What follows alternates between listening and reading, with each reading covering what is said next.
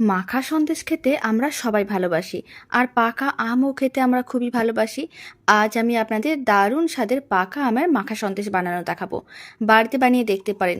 যদি মিষ্টি খেতে ভালো লাগে আর হাতে যদি সময়টা একেবারেই কম থাকে, খুব সহজে দারুণ কিছু মিষ্টির রেসিপি বানাতে মন চায়, তবে এইভাবে একবার পাকা আমের মাখা সন্দেশ বাড়িতে বানিয়ে দেখতে পারেন। আশা করি সবার খুবই ভালো লাগবে, আর বানানো একেবারেই সহজ। প্রথমে একটা পাকা আম নিতে হবে।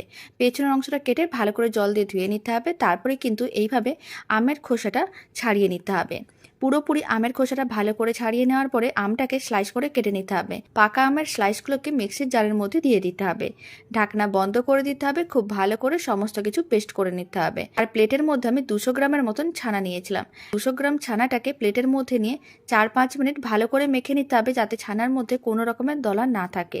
এইভাবে 4-5 মিনিট ভালো করে মেখে নিয়েছিলাম। আপনারা দেখুন ছানার মিশ্রণটা কিন্তু একটা ডোয়ে পরিণত হয়ে যাচ্ছে। এই সময় কিন্তু মিশ্রণটার মধ্যে দিয়ে দিতে হবে আমের পাল্প। যে পাকা আমটাকে আমি মিক্সির জারের মধ্যে নিয়ে পেস্ট করেছিলাম, সেই পাকা আমের পাল্পটা দিয়ে দিলাম। তারপরে ছানার সঙ্গে খুব ভালো করে একসঙ্গে মিশিয়ে নিতে হবে।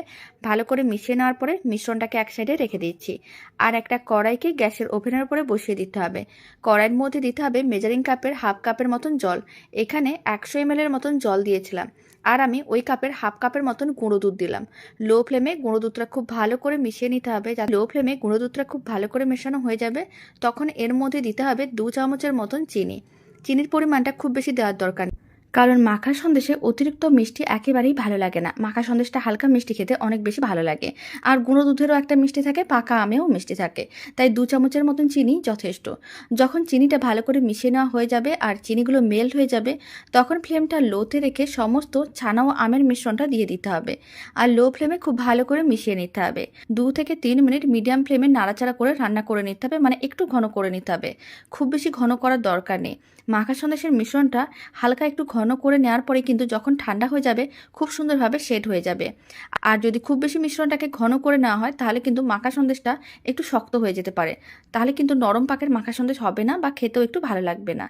তাই এইভাবে কিন্তু মিশ্রণটা যখন নরম থাকবে, ফ্লেমটা অফ করে দিতে হবে। আর এই মিশ্রণটাকে একটা টিফিন বক্সের মধ্যে নিয়ে নিচ্ছি। তারপর ঢাকনাটা বন্ধ করে দিতে হবে। আর 1 ঘন্টার মতন নর্মাল ফ্রিজে রেখে দিতে হবে, যাতে মাখা সন্দেশটা ঠান্ডাও হয়ে যায়, তার সঙ্গে সেটও হয়ে যায়। কারণ মাখা সন্দেশ একটু ঠান্ডা ঠান্ডা খেতেই বেশি ভালো লাগে।